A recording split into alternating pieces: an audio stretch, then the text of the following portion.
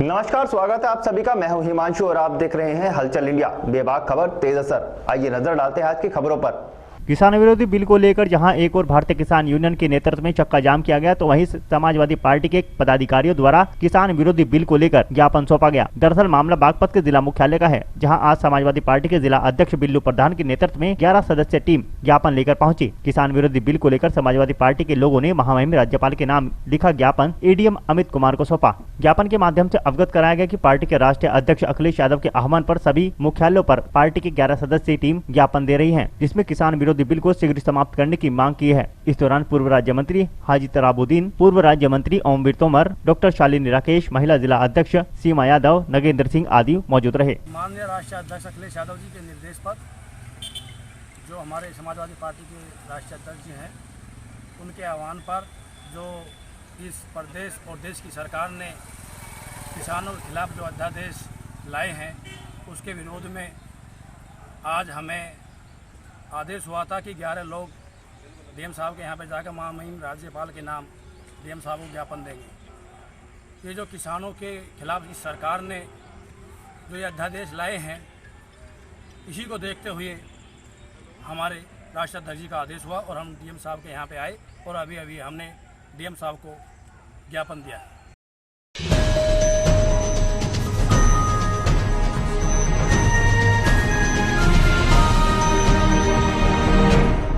बागपत में भी आज कृषि बिल को लेकर भारतीय किसान यूनियन के कार्यकर्ताओं द्वारा चक्का जाम किया गया, जहां किसान यूनियन के लोगों ने NH 709B Delhi Yamunotri highway पर जाम लगा दिया। किसानों ने केंद्र सरकार के खिलाफ जमकर विरोध प्रदर्शन करते हुए नारेबाजी की। वहीं किसानों ने कृषि बिल की वापसी की मांग की। इस दौरान धरना दे रहे बुजुर्ग भाकियू कार्यकर्ताओं की हालत बिगड़ गई, जिसके चलते धरने में खड़े जिला प्रशासन में हड़कंप मच गया। इतना ही नहीं, धरना दे रहे किसानों और कार्यकर्ताओं के साथ पुलिस की नोकझोंक भी हो गई। किसान यूनियन के कार्यकर्ताओं ने किसान विरोधी बिल बताते हुए उसे वापस की मांग की। दरअसल मामला बागपत जनपद का है, जहाँ आज भारतीय किसान यूनियन के राष्ट्रीय अध्यक्ष नरेश टिकैत के आह्वान पर चक्का जाम किया गया। जनपद में हाईवे 709B सहित अन्य मार्गों पर पूर्ण रूप से चक्का जाम किया गया। प्रातः 9 बजे से कार्यकर्ता आने शुरू हो गए, जो कि लगभग 4 बजे तक हाईवे पर डटे रहे। इस दौरान बागपत चौक पर एक बुजुर्ग की तबीयत बिगड़ गई, जिससे प्रशासन में हड़कंप मच गया। वहीं कार्यकर्ताओं में जमकर नारेबाजी की तथा किसान विरोधी बिल को रद्द कराने की मांग की। साथ ही किसानों का कहना है कि किसान विरोधी बिल ही नहीं, किसानों के साथ सरकार अत्याचार कर रही है। प्रदर्शन ये हमारा पूर्व घोषित है। जो ये सरकार ने 3 अध्यादेश बिल पास किए किसानों के, उसमें कॉन्ट्रैक्ट फार्मिंग का, रीयूज का, निजी निवेश का, तो उसका हम किसान विरोध कर रहे हैं, क्योंकि ये बिल किसानों के खिलाफ है। हमें जो नीचे की जानकारी है, भूमि की जानकारी है, आप देखिए सरकार जो है निजी कंपनियों के हवाले किसानों को छोड़ के कहाँ जाना चाह रही है सरकार। फिर तो जब लोकसभा में बिल पे चर्चा तक नहीं कराई इन्होंने, तो ये इनकी जो डिक्टेटरशिप है। जनता के सहयोग से सरकार बनी है, किसानों के सहयोग से सरकार बनी है, राम के नाम पर सरकार बनी है, और ये किसान सारे राम भक्त हैं। मोदी जी, अमित शाह जी, योगी जी, सुन लो, सब किसान राम भक्त हैं, चाहे वे हिंदू है मुसलमान है, सब राम के अनुयायी हैं। उन्होंने तुम्हें सत्ता में बैठाया, उतार के इस तरह फेंक देंगे कि पता भी नहीं चलने का किधर को गए। ये शाइनिंग इंडिया का नारा भी आपका ही था। वो शाइनिंग इंडिया खत्म होगी ना, फिर 14 साल का वनवास मिला आप लोगों को। आज 14 साल का वनवास मिला, अगर हठधर्मिता रही ना, यही हट रही तुम्हारी, तो तुम जो है ना 26 साल के लिए जाओगे, ढूंढते फिर जाओगे सत्ता कहाँ गई। अरे किसानों को जो निजी कंपनियों के हवाले छोड़ के आप लोग कहाँ जाना चाह रहे हो। फिर तो हमारे MP MLA भी जो प्राइवेट ही बना, तो हमें तुम्हारी क्या जरूरत है सांसदों के, विधायकों की। किस बात का वेतन ले रहे हैं आप जनता का, किस बात की सुविधाएं ले रहे हैं आप जनता से। जनता के साथ क्या धोखा कर रहे हैं आप। प्राइवेट गन्ना मिलों से तो आपसे भुगतान नहीं दिलाया जाता, ये हजारों कंपनियां होंगी, इनसे भुगतान दिला दोगे आप। अरे मान जाओ, बेशर्मो, शर्म करो कुछ। हमें पता है, हम खेती करते हैं, हमारे पूर्वज हमें खेती करनी सिखा के गए। तुम्हारे पूर्वज तुम्हें राज करके सिखा के नहीं गए। ये व्यापारियों की सरकार, इनने अपना जो इसका असल चरित्र उजागर होगा। पहले ही हमारे तो बड़े बुजुर्ग किसान यूं कहते थे, ये तो बढ़िया बाटों की सरकार है, व्यापारियों की सरकार है। उस सिद्ध होगी अब तो भारत का व्यापारी नहीं, विदेश का व्यापारी भी इन्होंने यहाँ बुला दिया। अरे किसानों का MSP मूल्य घोषित करो, डॉक्टर स्वामीनाथन आयोग की रिपोर्ट को लागू करो। तुम तो कहते थे सरकार में हम आएंगे, डॉक्टर स्वामीनाथन की रिपोर्ट लागू करेंगे, क्यों नहीं करी। किसान को फसल का लाभकारी 50% मूल्य मिलना चाहिए।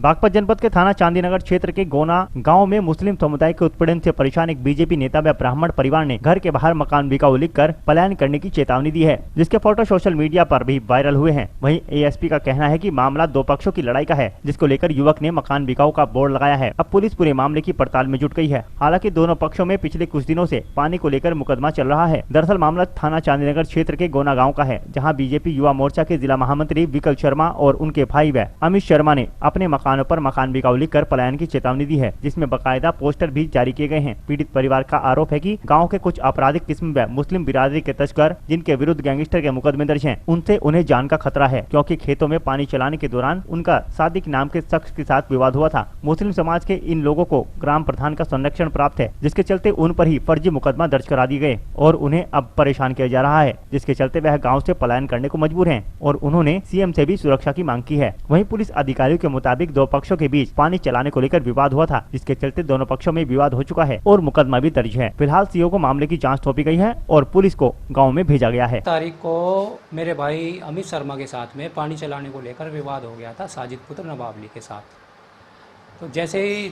मेरे भाई ने थाना चांदीनगर एसओ महोदय चमन प्रकाश शर्मा जी को सरकारी नंबर पर कॉल किया, तो उन्होंने कहा कि आ जाओ थाने में तहरीर दे दो। हमने तहरीर दे दी। 2 दिन तक कोई कार्रवाई नहीं हुई। उसके बाद जैसे ही हम तहरीर देकर थाने से वापस आए तो साजिद पुत्र नवाबली अपने पत्नी से ब्लेड लगवाकर और कमर में और पैर में ब्लेड लगवाकर थाने में पहुंच गया और अपनी डॉक्टरी करा ली। उसके बाद 22 तारीख को कप्तान साहब के यहाँ अपनी पत्नी, अपनी माँ, अपने बच्चों के साथ वह गाँव के कुछ असामाजिक तत्व हैं जो हत्या, लूट, गैंगस्टर और गुंडा एक्ट के निरुद्ध हैं, वो गोकशी भी करते हैं। उनकी शिकायत हमने कई बार की है। हिरण का शिकार भी करते हैं। हमारे यहाँ एक घना जंगल है, उसमें हिरण है और उनका शिकार ये करते हुए हमने देखे हैं। ये अपराधी किस्म के लोग हैं और हमें जान से मारने की धमकी देते हैं। इनसे हमें खतरा बना हुआ है। कल हमने अपने मकान पर पलायन के लिए लिखा हुआ था कि ये मकान बिकाऊ है और हम यहाँ से पलायन करेंगे इन बदमाशों के डर से। लेकिन सीओ साहब, एसओ चांदीनगर महोदय सब हमारे घर पर आए और हमें सुरक्षा का भरोसा दिलाया और मेरे भाई की तहरीर पर चांदीनगर थाने में साजिद पुत्र इब्राहिम के खिलाफ एफआईआर दर्ज कर ली गई है। ये जो आप ग्राम प्रधान हैं, उनसे भी किसी चीज़ की अपील की आपने? ग्राम प्रधान हमारे विपक्ष में है। ग्राम प्रधान उन्हें सपोर्ट कर रहा है आरोपियों को।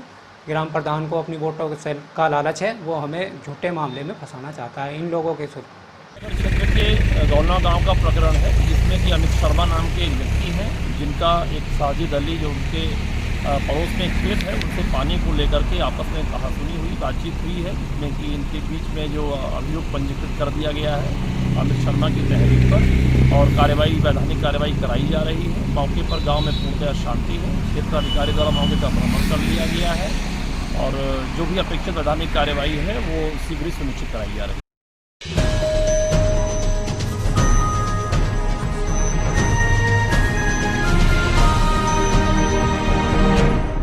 बागपत में दबंगों से प्रताड़ित अंधी मां, बहन और परिवार को लेकर एसपी ऑफिस पहुंचे युवक ने आत्मदाह करने की चेतावनी दी। पिछले 5 सालों से पीड़ित अपना आशियाना छोड़कर दूसरे राज्य में किराए पर रहने को मजबूर है। कई बार अधिकारियों के यहां चक्कर लगाकर थक चुके शख्स ने गांव में रहने की इच्छा जताते हुए एक बार फिर अब पुलिस अधिकारियों से इंसाफ की गुहार लगाई है और कार्रवाई की मांग की है, जिसके चलते उसने परिवार सहित एसपी ऑफिस पर ही डेरा डाल दिया और चेतावनी दी है कि अगर उसे इंसाफ नहीं मिला तो वह अंधी माँ और पूरे परिवार सहित आत्मदाह कर लेगा। आरोप है कि गाँव के दबंगों ने उसके परिवार को पीट दिया था, जिसमें उसने मुकदमा दर्ज कराया था। उसमें फैसला नहीं करने पर दबंगों ने मारपीट कर उनको गांव से निकाल दिया। दरअसल मामला थाना दोगढ़ क्षेत्र के बामनोली गांव का है, जहां रामाला थाना क्षेत्र के कंडेरा गांव के रहने वाले सेवाराम नाम का एक शख्स ने एक झगड़े के चलते परिवार सहित पास के ही बामनोली गांव में रह रहा था। लेकिन सेवाराम का आरोप है कि करीब 5 साल पूर्व गाँव के दबंग प्रवृत्ति के पुष्पेंद्र उर्फ भेड़िया पक्ष के लोगों ने उन पर समझौता करने का दबाव बनाया और फैसला न करने पर उनके साथ मारपीट की और उनके घर पर फायरिंग की, जिसकी शिकायत उन्होंने दोगढ़ थाने में भी की थी। लेकिन आरोप है कि पुलिस ने कोई कार्रवाई नहीं की। अधिकारियों के भी चक्कर लगाए, जिसके चलते लगातार दबंग उन्हें धमकी दे रहे हैं और उन्होंने प्रताड़ित होकर सेवाराम ने अपनी अंधी मां, अविवाहित बहन और बीवी बच्चों के साथ गांव ही नहीं यूपी को भी छोड़ दिया था और पास के राज्य कभी हरियाणा तो कभी दिल्ली में किराए पर रहने लगे। वहीं अब एक बार फिर पीड़ित सेवाराम ने परिवार सहित अपने गाँव और घर में रहने की इच्छा जताते हुए बागपत एसपी के दरबार में गुहार लगाई है और एसपी ऑफिस के बाहर ही डेरा डाल दिया। इतना ही नहीं, पीड़ित परिवार का कहना है कि जब तक उन्हें इंसाफ नहीं मिल जाता वो यहीं पर डेरा डालकर रहेंगे और अगर उसके बाद भी कोई सुनवाई नहीं होती तो एसपी ऑफिस पर ही आत्मदाह कर लेंगे। वहीं पुलिस अधिकारियों के मुताबिक मामला संज्ञान में आया है और दो पक्षों के बीच मुकदमों को लेकर विवाद चल रहा है। फिलहाल पूरे मामले की जाँच के आदेश दिए गए हैं और जल्द ही कार्रवाई की बात भी की जा रही है।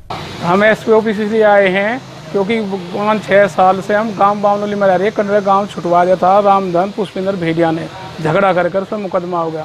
फैसले का दबाव बना रहे थे, इसलिए हम बावनोली गांव में 5-6 वर्षों से किराए पर रह रहे हैं।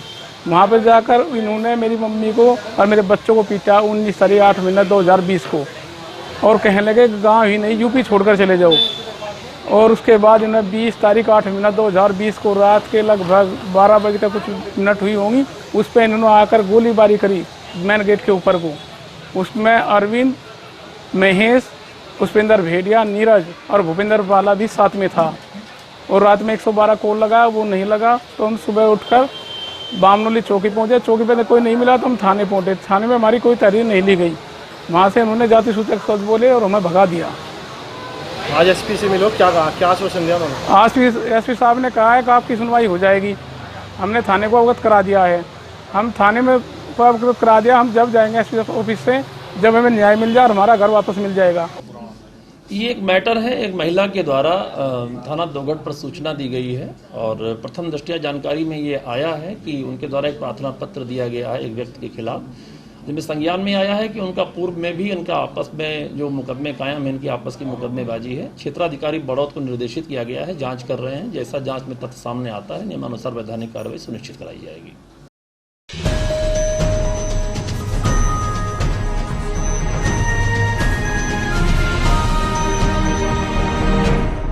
बागपत के बिनौली थाना क्षेत्र में पुलिस और बदमाशों के बीच मुठभेड़ हो गई। मुठभेड़ के बाद पुलिस ने 25-25 हजार के इनामी 4 बदमाशों को गिरफ्तार किया है। 2 बदमाश गोली लगने से घायल हो गए, जिनका अस्पताल में इलाज चल रहा है, जबकि 2 बदमाशों ने मुठभेड़ के दौरान सरेंडर कर दिया। पुलिस ने बदमाशों की निशानदेही पर एक बाइक, तमंचा बरामद किया है। पकड़े गए बदमाशों पर ज्यादातर मुकदमे लूट के दर्ज हैं, जिनके पिछले काफी समय से पुलिस को तलाश थी। पकड़े गए बदमाशों के नाम अंकुर, रिट्टू, सावन और विशाल हैं, जो बिनौली थाने के ही मुकीमपुरा गाँव के रहने वाले हैं। बदमाश आज किसी वारदात को अंजाम देने जा रहे थे तो पुलिस से उनकी मुठभेड़ हो गई। बदमाशों ने पुलिस पर फायरिंग की तो पुलिस ने भी जवाबी फायर किया, जिसमें 2 बदमाशों को गोली लग गई, जो घायल हो गए, जिन्हें पुलिस ने अस्पताल में भर्ती कराया। मुठभेड़ के बाद एसपी बागपत अभिषेक सिंह मौके पर पहुंचे और बदमाशों के बारे में जानकारी ली।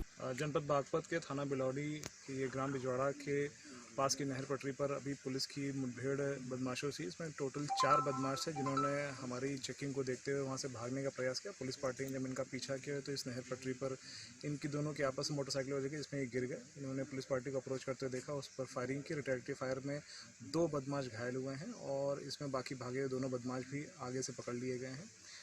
इन 4 बदमाशों के ऊपर 25,000 रुपये का इनाम सब पर था।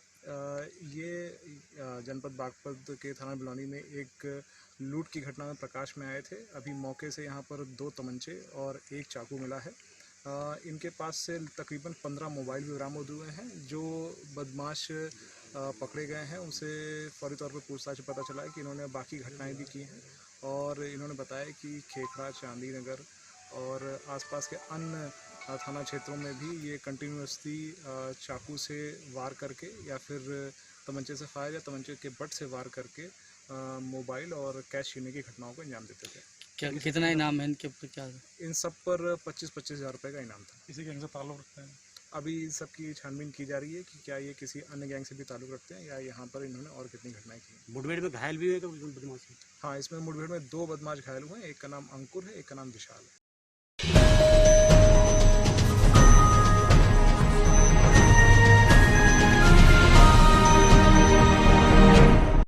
बागपत के सिंघावली अहिर थाना क्षेत्र में हरियाणा निवासी युवक का शव जंगल में कार में पड़ा मिला। शव देखने से लगता है कि युवक की नुकीले धारदार हथियारों से पीटकर हत्या की गई है। युवक के शरीर पर चोट के कई निशान हैं। घटना की सूचना पर पहुंची पुलिस ने शव को कब्जे में लेकर पोस्टमार्टम के लिए भिजवा दिया और मामले की पड़ताल शुरू कर दी। घटना के बाद एसपी और एएसपी बागपत मौके पर पहुंचे और मामले की जानकारी ली। एएसपी अभिषेक सिंह का कहना है कि पुलिस की 2 टीम मामले का खुलासा करने के लिए लगा दी गई है और जल्द घटना का खुलासा कर दिया जाएगा। घटना सिंघावली अहिर थाना क्षेत्र के डोला गाँव के जंगल में सामने आई है, जहाँ एक स्विफ्ट कार में हरियाणा निवासी युवक का शव लहूलुहान हालत में पड़ा मिला। युवक के शव पर चोट के कई निशान पाए गए हैं, जिससे लगता है कि हत्या के बाद शव को कार में डाला गया। मृतक की शिनाख्त हरियाणा निवासी जितेंद्र सिंह के रूप में हुई है।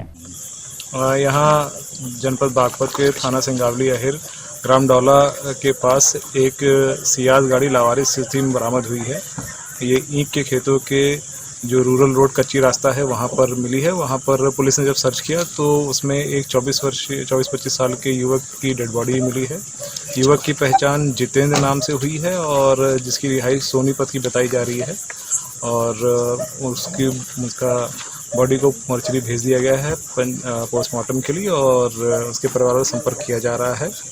गाड़ी की पूरी जांच एफएसएल की टीम कर रही है और इस प्रकरण में 2 टीमें तत्काल गठित करते हुए इसका खुलासा करने के लिए पुलिस तत्पर है। सर किस तरीके से हत्या की गई कुछ पता नहीं? अभी इसमें ये कहना मुश्किल होगा कि हत्या किस प्रकार से की कि कोई किसी प्रकार की मतलब गनशॉट इंजरी या ऐसी कोई बात नहीं है। ऐसा प्रतीत होता है कि किसी ब्लंट ऑब्जेक्ट से मारा गया है, तो ये बात पोस्टमार्टम में क्लियर हो पाएगी। Thank you.